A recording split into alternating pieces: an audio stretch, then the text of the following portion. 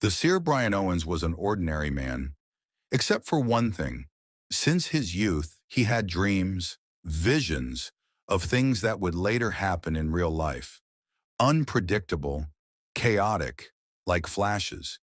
He tried to ignore them, drank, moved from city to city, changed jobs, but the dreams never stopped.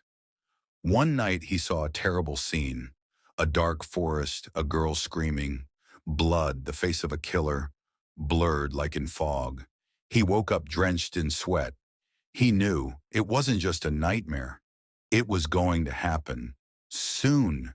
He went to the police, told them everything. Of course they didn't believe him. Days later, a college student went missing. A week after that, her body was found in the very forest from his dream. And guess what? Now Brian was the prime suspect. The police decided he knew too much. That meant he had to be involved. In court, Brian tried to explain, I saw it in a dream. He didn't know how it worked, but he hadn't done anything. People laughed.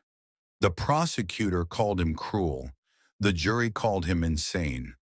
No one believes a man who says, I saw it in my sleep. He was sentenced to life in prison. In prison, Brian slowly lost himself.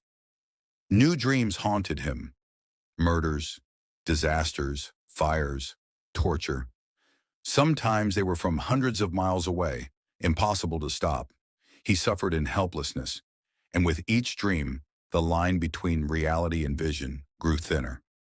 Then something changed. He saw a woman in his dream, sitting in an archive room, flipping through old files. She found something, a real physical piece of evidence, one that could prove his innocence. He didn't know who she was, just a name, written on a folder, Lucy Carter.